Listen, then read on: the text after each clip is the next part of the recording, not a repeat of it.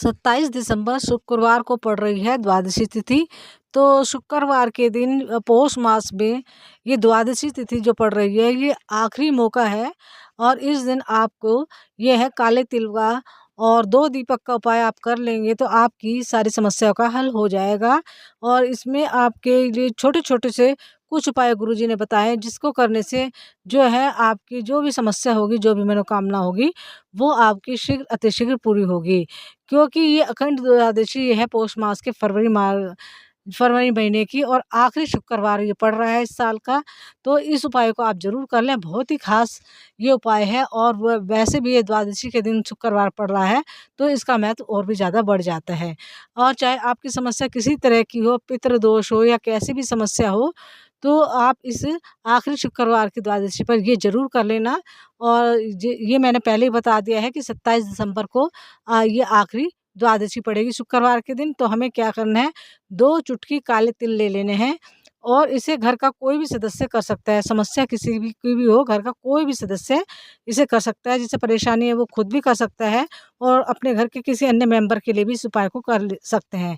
तो एक हम मिट्टी का दीपक ले लेंगे और उसमें डाल देंगे हम देसी घी और उसमें हम एक लंबी लंबी बाती जला लेंगे और 1 चुटकी ले लेंगे हम काले तिल और 1 दीपक ले लेंगे मिट्टी का और उसमें हम लगाएँगे गोल बाती और उसमें भी हम देसी घी भरेंगे और 1 चुटकी हम ले लेंगे हल्दी। तो इन सारे सामान को लेकर हमें अपने घर के मंदिर में पहुँच जाना है।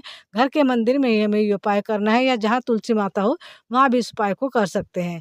हमें क्या करना है, जो एक गोल बाती का जो हमने एक गोल बाती का दीपक लिया है उसको हम क्या करेंगे, उसको हम अपने मंदिर में रखकर जो है वो उसको जला देंगे और जलाने के बाद जो 1 चुटकी काले तिल हैं वो अपने सीधे हाथ की हथेली में रख लेंगे और दीपक के ऊपर से हम उसको उतार देंगे और उतारने के बाद जलते हुए दीपक को हम उसमें डाल देंगे और अपनी जो भी मनोकामना है वो भगवान भोलेनाथ के आगे हम कह देंगे। ये हम घर के मंदिर में भी कर सकते हैं उपाय और जहाँ हमने अपने घर में शिवलिंग रखा है तो वहाँ पर भी हम इस उपाय को कर सकते हैं।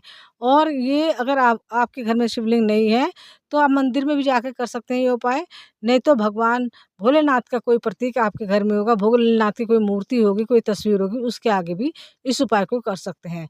तो हमें क्या करना है, गोल बत्ती का हमने देसी घी का दीपक लगा लेना है मिट्टी के दीपक में और जलते हुए दीपक में जैसे हम 1 चुटकी काले तिल डालेंगे तो हमें अपनी सारी मनोकामना जो भी है या जो हमारी समस्या है वो भोलेनाथ के आगे कह देनी है और भगवान से प्रार्थना करनी है कि हे भोलेनाथ, हमारी ये समस्या इतनी विकट चली आ रही है, इस समस्या का आप समाधान कीजिए और मेरे घर में सुख समृद्धि दीजिए, खुशहाली दीजिए।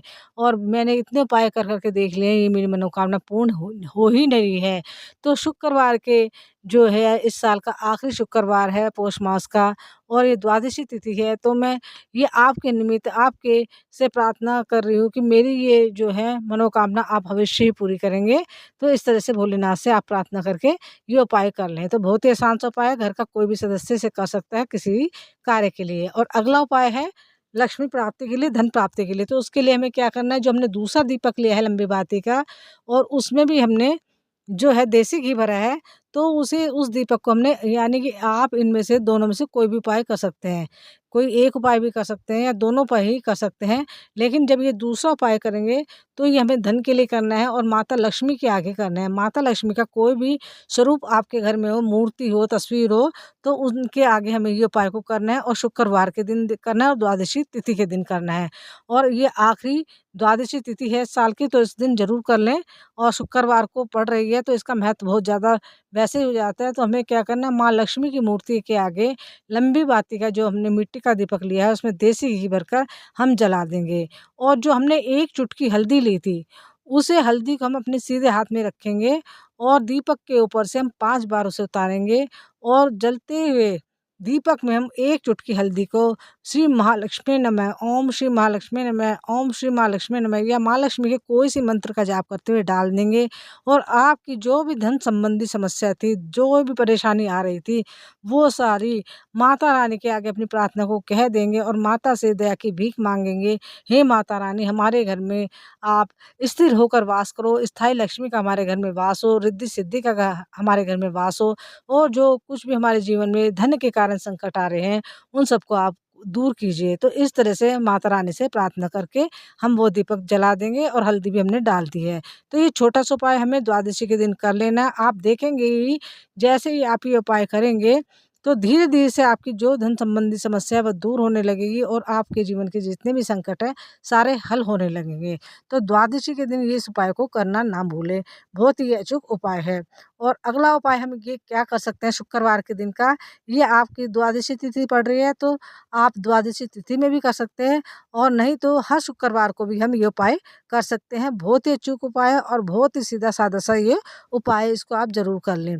तो हम हर शुक्रवार को क्या करें, माँ तुलसी जो होती है उसके नीचे शाम के वक़्त प्रदोष काल में दीपक लगाएँ और थोड़ा-सा दूध आज 1 कटोरी, आधा कटोरी जो भी है, या तो शुक्रवार के दिन आप जो है अगर आपके घर में आंवले का वृक्ष है तो उसकी जड़ में थोड़ी हल्दी और थोड़ा दूध चढ़ा सकते हैं, नहीं तो बेलपत्री की जड़ में चढ़ा सकते हैं और नहीं तो तुलसी माता की जड़ में भी चढ़ा सकते हैं। तो तीनों में से थोड़ा-थोड़ा दूध, अगर तीनों हैं तो थोड़ा तीनों वृक्षों के नीचे उनकी जड़ में थोड़ा-थोड़ा दूध शुक्रवार के दिन चढ़ाना शुरू कर दें और अपने धन संबंधी समस्या जो कहना शुरू कर दें, तो माँ लक्ष्मी इससे बहुत अधिक शीघ्रता से प्रसन्न होती है और आपकी जितनी भी धन संबंधी समस्या है उसको माता रानी दूर करती है। तो ये उपाय ज़रूर करें और साथ में ही शुक्रवार की शाम को, हर शाम को जो है लक्ष्मी चालीसा करना शुरू कर दें या लक्ष्मी माता का जो श्री सूक्त जो होता है स्तोत्र उसका पाठ करना शुरू कर दें और हर शुक्रवार को आप ये करेंगे तो देखना आपके घर में धन धान्य की कैसे वृद्धि होगी और कोई भी कमी आपके घर में धन संबंधी नहीं रहेगी। धन से संबंधित कोई भी समस्या आपके घर में नहीं रहेगी। और साथ ही आप शुक्रवार के दिन एक उपाय ये भी कर सकते हैं कि माँ तुलसी की जड़ में और जो है आंवले का वृक्ष और तीसरा है बेलपत्री का वृक्ष, इन तीनों की जड़ में एक-एक चुटकी हल्दी भी चढ़ाना शुरू कर दें। ये हल्दी आप सुबह भी चढ़ा सकते हैं और शाम के वक़्त भी चढ़ा सकते हैं। तो देखिए कितने छोटे से उपाय हैं, अगर आप इनको कर लेंगे आपके घर से दरिद्रता हमेशा दूर हो रहेगी। दरिद्रता आपके घर से जो है कोसों दूर रहेगी और कभी भी आपको धन लक्ष्मी की कमी नहीं होगी और धन संबंधी आपके जीवन में कभी परेशानी आ ही नहीं सकती अगर आप ये छोटे-छोटे उपाय कर लेंगे तो।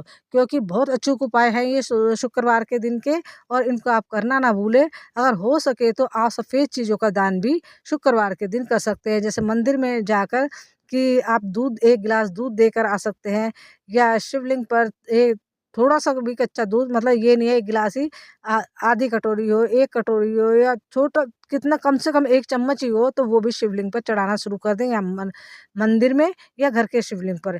इससे भी धन धान्य की वृद्धि होती है, घर में सुख सौभाग्य की वृद्धि होती है और कभी भी बिल्कुल भी धन के मामले में परेशान होना नहीं पड़ता। आप इनमें से जो भी उपाय किसी भी उपाय को अपनाएँगे तो उसे आप लंबा लेकर चलिए, चाहे एक ही उपाय करें इन सब में से, लेकिन उसे लगातार करिए। इससे आपके जीवन में खुशहाली आएगी, सुख समृद्धि आएगी, धन धान्य में वृद्धि होगी। तो उपाय जब आप करेंगे तभी इनके जो अचूक प्रभाव होते हैं, तभी आपको पता चलेगा कि इनके कितने मतलब अचूक उपाय हैं ये और किस तरह से आपके जीवन की हर समस्या का ये निवारण कर देंगे। कोई भी संकट आपके जीवन में नहीं रहेगा धन से संबंधित। तो लक्ष्मी की प्राप्ति के इतने सारे उपाय हमने आपको बता दिए हैं।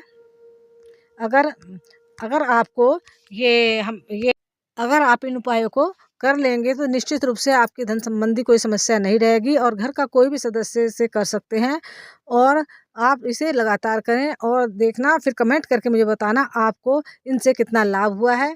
और लगातार करने से आप करते रहेंगे तो आपको लाभ अवश्य होगा ही होगा, ये आप विश्वास के साथ उपाय को कर लेना। तो वीडियो अगर आपको अच्छी लगे, ज्ञानवर्धक लगे तो कुछ आपको लगे कि हाँ, कि ये काफ़ी ज्ञान की है, धर्म की बातें हैं, इसमें शिव पुराण के महा उपाय हैं जो कि गुरुजी बताते रहते हैं, तो इन उपाय को ज़रूर करके देख लेना और कमेंट में ज़रूर बताना। और वीडियो अच्छी लगी हो तो प्लीज़ चैनल को ज़रूर से ज़रूर सब्सक्राइब कर देना, लाइक भी करना, कमेंट भी करना और शेयर भी करना। और फिर मिलते हैं एक नए वीडियो के साथ और नए उपायों के साथ। तब तक के लिए श्री शिवाय नमस्तुभ्यम। हर हर महादेव।